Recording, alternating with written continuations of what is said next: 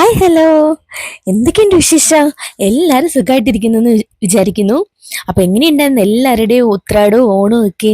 അടിച്ചു പൊളിച്ചോ? ഞങ്ങൾ എന്താ ഒരു ഓണാഘോഷത്തിനുള്ള പരിപാടിയിലാണ്. അപ്പൊ ഉത്രാടത്തിന്റെ തലേദിവസം പോയിട്ട് നമ്മൾ വേണ്ട സാധനങ്ങളൊക്കെ മേടിച്ച് ഉത്രാടത്തിന്റെ അന്നായപ്പോഴത്തേക്ക് അച്ചാറും ഇഞ്ചിക്കറി അങ്ങനെയുള്ള കൊച്ചു കൊച്ചു പരിപാടികളങ്ങ് നടത്തി.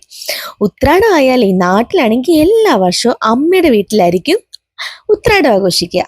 അമ്മയൊക്കെ 5 പേരാണ്. അപ്പൊ അവരെല്ലാരും കൂടി ഒരു വലിയ ആഘോഷമായിരിക്കും. ഉത്രാടത്തിന് സ്പെഷ്യലായിട്ട് അടയും ചിക്കൻ കറിയും ഒക്കെ ഉണ്ടാവും. ഒരു കുഞ്ഞു സദ്യ ഉണ്ടാവുന്നേ. അപ്പം അതിനെ ഒരു ഓർമ്മയ്ക്ക് വേണ്ടിയിട്ട് ഞാനും ഇന്ന് ഇവിടെ ഒരു അടയും ചിക്കൻ കറിയൊക്കെ ഉണ്ടാക്കുന്നുണ്ട്. ചുമ്മാ ഒരു രസമല്ലേ, നാട്ടിലെ ഓർമ്മകളൊക്കെ ഒന്ന് ഓർത്തെടുക്കാനും പറ്റുമല്ലോ. അപ്പൊ അതിന് മുന്നായിട്ട് ഞാനുള്ള അച്ചാറും ഇഞ്ചിക്കറിയൊക്കെ ഇട്ട് വെക്കുന്നുണ്ട്. അപ്പൊ എനിക്ക് രാവിലെ ഓണസദ്യയൊക്കെ ഉള്ളത് ഈസി ആയിട്ടെല്ലാം ചെയ്ത് ഒതുക്കാൻ പറ്റും. അപ്പൊ ഞാൻ നാരങ്ങ അച്ചാറ്, നാരങ്ങ വെള്ള ഇട്ടതും നാരങ്ങ ചുമന്ന അച്ചാറും പിന്നെ ഇഞ്ചിക്കറിയൊക്കെ റെഡിയാക്കി വെച്ചു. പിന്നെ എൻ്റെ ഫ്രണ്ട് നാട്ടിൽ പോയിട്ട് വന്നപ്പോൾ കുറച്ച് ഇതുപോലെ ആർട്ടിഫിഷ്യൽ ഫ്ലവേഴ്സ് കൊണ്ട് തന്നിട്ടുണ്ടായിരുന്നു. അതൊക്കെ വെച്ചിട്ട് ഞാൻ ചെറുതായിട്ടൊന്ന് ഡെക്കറേറ്റ് ചെയ്തിട്ടുമുണ്ട്.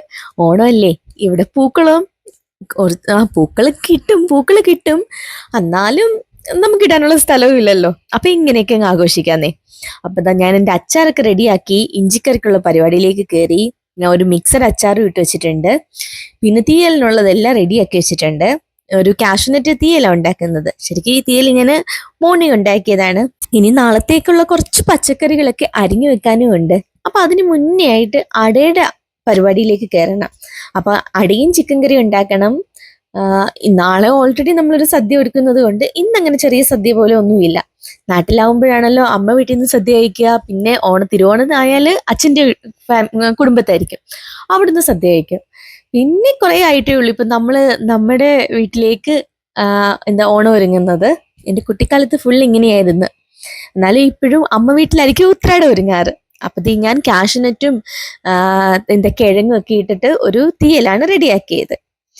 പിന്നെ ഇങ്ങനെ അടയെല്ലാം റെഡിയാക്കി അടയും ചിക്കൻ കറിയും ഞങ്ങൾ ഇതിന്ന് ഇലയിലൊക്കെ ഇട്ട് കഴിക്കുകയും ചെയ്തു. അപ്പം നാളത്തേക്കുള്ള പച്ചക്കറികളൊക്കെ ഇനിയും കട്ട് ചെയ്ത് വെക്കണം. ആവശ്യമുള്ള പച്ചക്കറികളൊക്കെ എടുത്തു വെച്ചിട്ടുണ്ട്.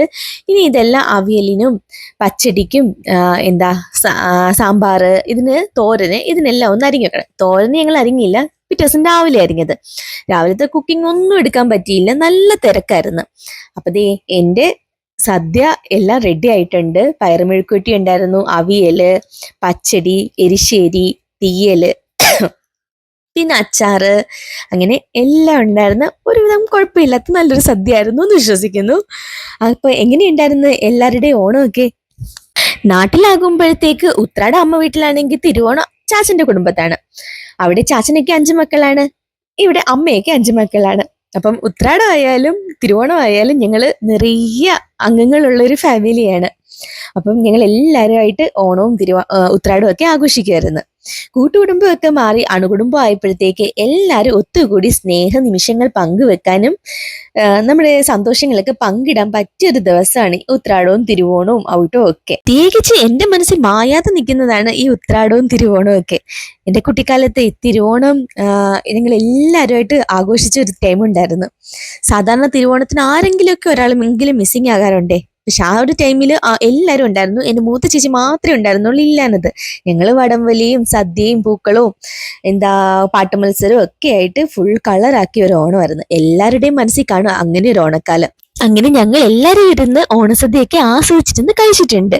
ഇങ്ങനെയുള്ള നിമിഷങ്ങളിലല്ലേ നമുക്ക് ഫ്രണ്ട്സ് ഒത്തും ഫാമിലി ഒത്തും ഒക്കെ ഒന്നിച്ചിരുന്ന് ഭക്ഷണം കഴിക്കാനും സന്തോഷങ്ങളൊക്കെ പങ്കിടാൻ പറ്റുന്നത് അല്ലേ? അപ്പോൾ അത് മിസ് ചെയ്യാൻ പറ്റില്ലല്ലോ.